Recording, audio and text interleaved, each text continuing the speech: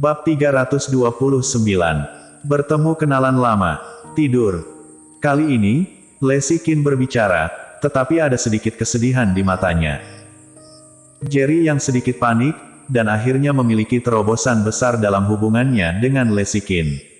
Jika hubungan dengan Vivi Han dihancurkan, itu akan menjadi kerugian yang melebihi keuntungannya.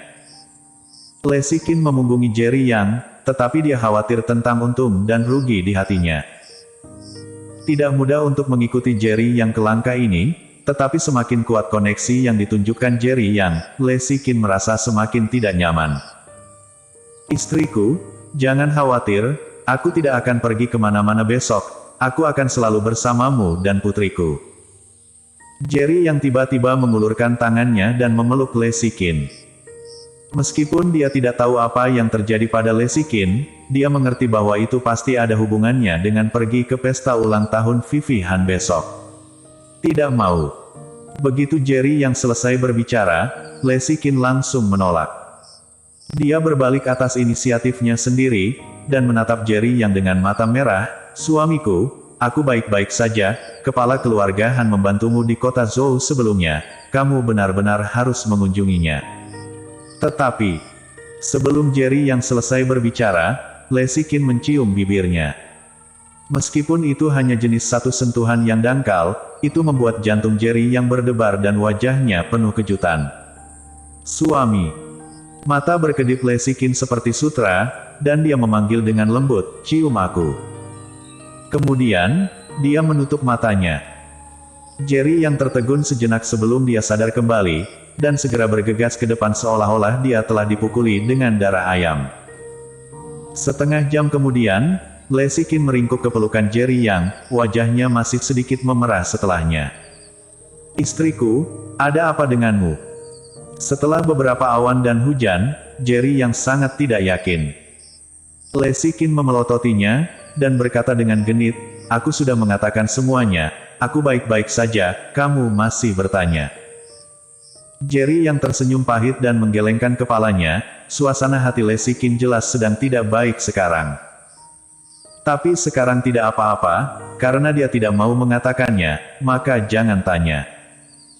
Lesikin diam-diam bersumpah di dalam hatinya bahwa dia harus membuat dirinya lebih baik.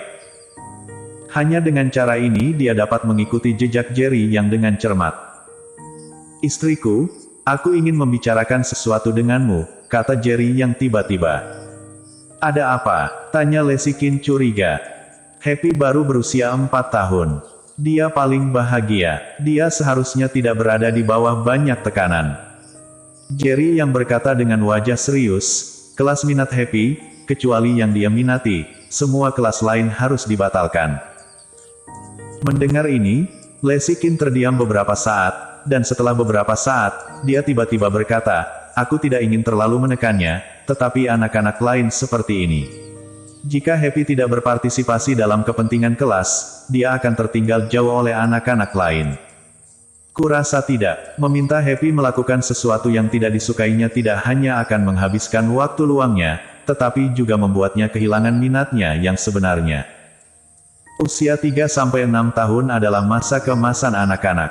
Segala macam pencerahan hampir dimulai dari kelompok usia ini. Jika kamu melewatkannya, kamu mungkin tidak akan pernah mendapatkannya kembali. Aku belum ingin terlalu menekannya. Pasangan itu berdebat lama tentang kelas minat Happy, tetapi tidak ada hasil. Keesokan paginya, Jerry yang pertama-tama menemani Lesikin dan Happy ke kelas minat bahasa Inggris, dan kemudian bergegas ke rumah Han di ibu kota provinsi. "Hadiah apa yang harus aku beli?" Setelah tiba di ibu kota provinsi, Jerry yang menyadari bahwa hadiah itu belum disiapkan. "Aku juga harus menyiapkan hadiah untuk kepala keluarga Han." Jerry yang berkata pada dirinya sendiri, "Bagaimanapun, ini adalah pertama kalinya aku pergi ke keluarga Han, dan kepala keluarga Han memperlakukanku dengan sangat tulus. Tidak peduli apapun, etiket harus ada." Setelah selesai berbicara, dia melirik keluar jendela mobil, dan kebetulan melihat sebuah pusat perbelanjaan dengan plakat emas besar, Century Antique City, tergantung di atasnya. "Kalau begitu pilih hadiah di sini." Setelah Jerry yang memarkir mobilnya, dia menuju ke Century Antique City. Century Antique City adalah kota antik terbesar di seluruh provinsi, dengan total 5 lantai. Semakin tinggi levelnya, semakin tinggi pula level barang antiknya. Lantai pertama dan kedua seperti pasar sayur, semua jenis barang antik diletakkan secara acak di atas meja, dan banyak pelanggan yang melihat-lihat. Di lantai 3 dan 4, ada toko-toko kecil satu demi satu, dan barang-barang ditempatkan dengan sangat hati-hati, pelanggan jelas lebih sedikit. Segera setelah naik ke lantai 5, sebuah plakat emas besar dengan tulisan, Kota Tianfu, tergantung di atas tangga. Nama ini jelas memiliki cita rasa kuno, karakter, Fu, biasanya adalah tempat tinggal keluarga bangsawan, dan karakter, Tian, dan kota, bahkan lebih megah dan mendominasi. Menyatukan kata-kata ini, tidak hanya terdengar bagus, tetapi juga memiliki arti kemakmuran dan kekayaan. Dan seluruh lantai 5 adalah milik kota Tianfu, dapat dibayangkan bahwa kota Tianfu tidak buruk karena dapat menempati area yang begitu luas di Century Antique City. Kota Tianfu yang besar seperti ruang pameran antik, dengan segala jenis keramik, kaligrafi dan lukisan yang indah dan sederhana, batu giok, dan barang-barang lainnya. Beberapa penjual melihat Jerry yang dari kejauhan, dan mengukurnya dari ujung kepala sampai ujung kaki. Dari pakaiannya yang biasa, para penjual yang biasa melihat orang-orang bangsawan ini melepaskan jasanya. "Halo, Pak, apa yang Anda butuhkan? Aku bisa membantu." Saat ini, seorang salesman muda melangkah maju dengan senyum tulus di wajahnya. Melihat pemandangan ini, semua salesman lainnya tampak menghina. Kota Tianfu adalah toko barang antik terbaik di seluruh ibu kota provinsi, dan barang antik di dalamnya bernilai jutaan hingga puluhan juta. Bahkan beberapa orang kaya baru, bahkan jika mereka datang, mungkin tidak mampu membelinya, apalagi seorang pemuda yang memakai merek lain. Kebanyakan orang hanya datang ke sini karena ketenaran, hanya untuk menikmati penglihatan mereka.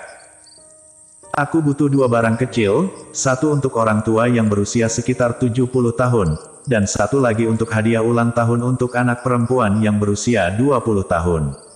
Kamu bisa merekomendasikannya untukku. Jerry yang berkata, dia melirik lencana pramuniaga muda bernama Yenny Wang. "Tuan, berapa budgetmu?" Yenny Wang bertanya lagi. "Semuanya sekitar 10 juta, tentu saja, jika ada harga yang lebih cocok, selama barangnya bagus, tidak apa-apa jika melebihi," kata Jerry Yang. Mendengar kata-kata Jerry Yang, semua penjual di kejauhan tampak menghina, dan mereka tidak percaya bahwa Jerry Yang akan membeli barang antik senilai puluhan juta. Jerry Yang. Pada saat ini, suara terkejut tiba-tiba terdengar. Seorang pramuniaga dengan pakaian kerja datang. Sekilas, Jerry yang hanya merasa sedikit familiar, tapi lupa siapa pihak lainnya. Ketika dia melihat lencana penjual wanita itu, dia tiba-tiba menyadari bahwa wanita ini ternyata adalah teman kuliahnya. "Iziyu, lama tidak bertemu." Jerry yang sedikit mengangguk. Tidak ada gelombang di matanya, dan dia memandang Iziyu seolah baru saja bertemu dengannya. Sudah lebih dari 5 tahun sejak bertemu satu sama lain. Iziyu adalah bunga sekolah pada saat itu, dan kehidupan pribadinya relatif kacau, dia sering berganti pacar. Dikatakan bahwa wanita ini diasuh ketika dia masih mahasiswa baru. Tapi semuanya adalah desas-desus, Jerry yang tidak tahu apa yang sebenarnya. "Ini benar-benar kamu, aku tidak menyangka akan bertemu denganmu di sini."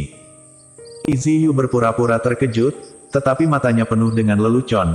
"Bagaimana denganmu, kemana kamu pergi sekarang?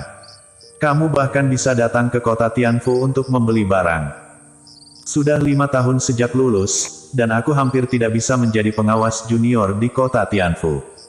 Dibandingkan denganmu, seorang pengganggu universitas, aku pasti tertinggal jauh, bukan?" Seperti yang dikatakan Iziyu, dia sengaja membusungkan dadanya, dan tanpa sadar mengulurkan tangannya untuk menyentuh lencana, karena takut Jerry yang tidak akan melihat kata supervisor di lencananya.